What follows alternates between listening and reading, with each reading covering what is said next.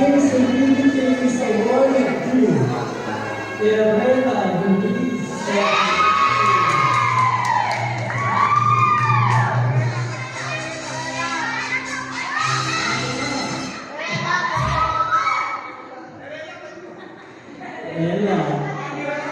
Sila hindi na makakaan sa showdown.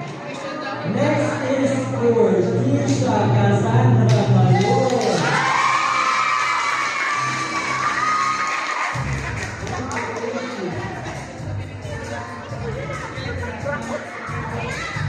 Since the meeting is written to John Cozel Maribon.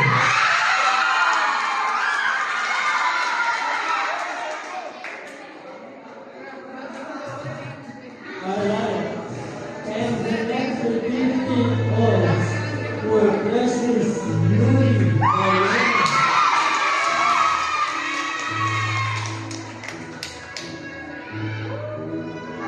And last but not the least, our volunteer cactus from the house, Alexa Laurel and Yensa.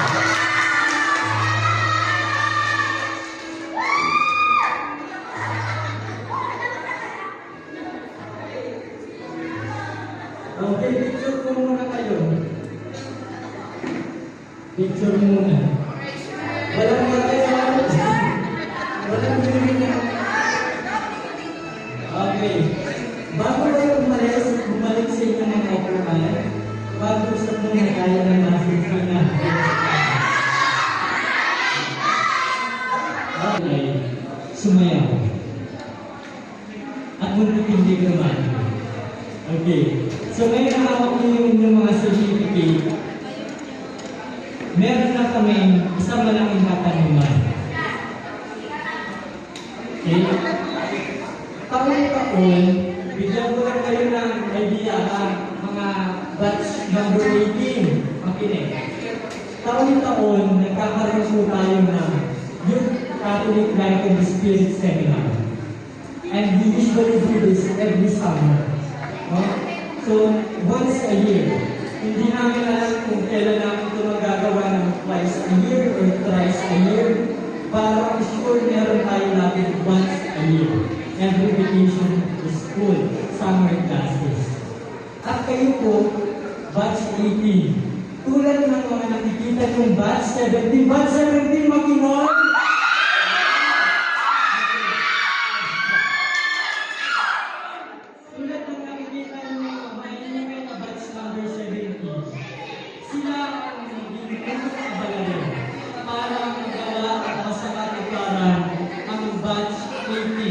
YCLSS this Jubilee year 2025. Okay?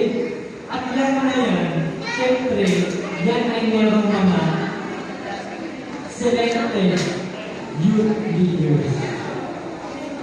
Kaya, meron po yan sila kahit pa paano mga nag-manage kasi siyempre marami sila. Mayroon kang paglahat ni leader. Okay? Kaya dito po sa inyo, sa batch 18, ang narito po sa inyong harapan, sila po ang mga napili ng ating mga elders at ng ating mga kapwa kabataan na manguna para masakatuparan niyo ang susunod na YCLSS number 93. Okay?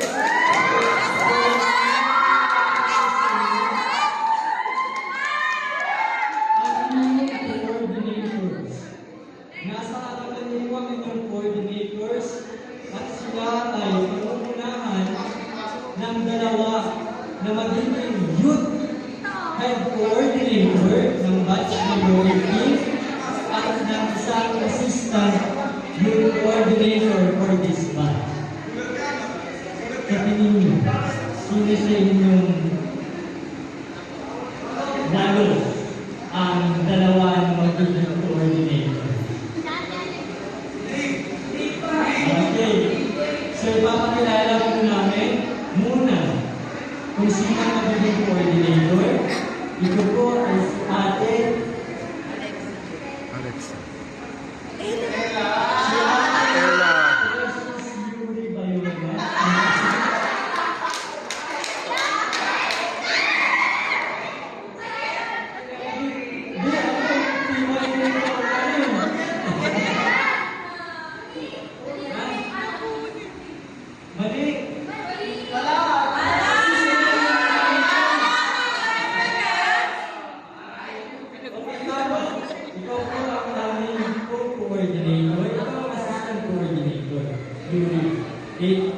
siguro tatanungin muna kita.